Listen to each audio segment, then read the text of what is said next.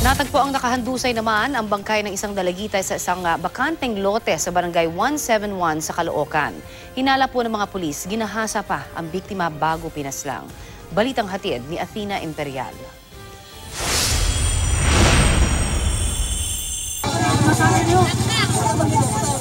Naghinagpis si Grace Galguera nang matagpuan ang duguan at walang saplot na bangkay ng 12 anyos na anak na si Rebecca sa bakanteng lote sa barangay 171 Caloocan.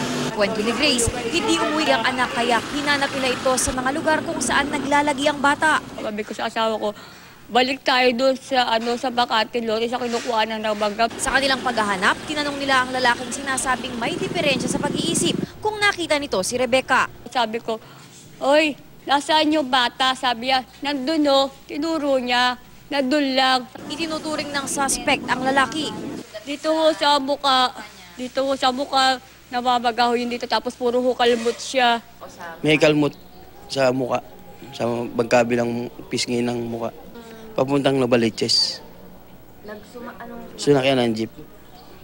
Hindi naniniwala si Grace na may problema sa pag-iisip ang suspect, lalo't tumakas ito. Sumuko ka na, kung nasa ka, pagbayaran yung ginawa mo sa anak ko. Isa sa ilalim sa otopsiya ang katawan ng bata. Sinubukan ng GMA News na kunan ng pahayag ang pulisya kaugnay ng investigasyon pero wala pa raw pwedeng magsalita sa kanila. Athena Imperial, GMA News.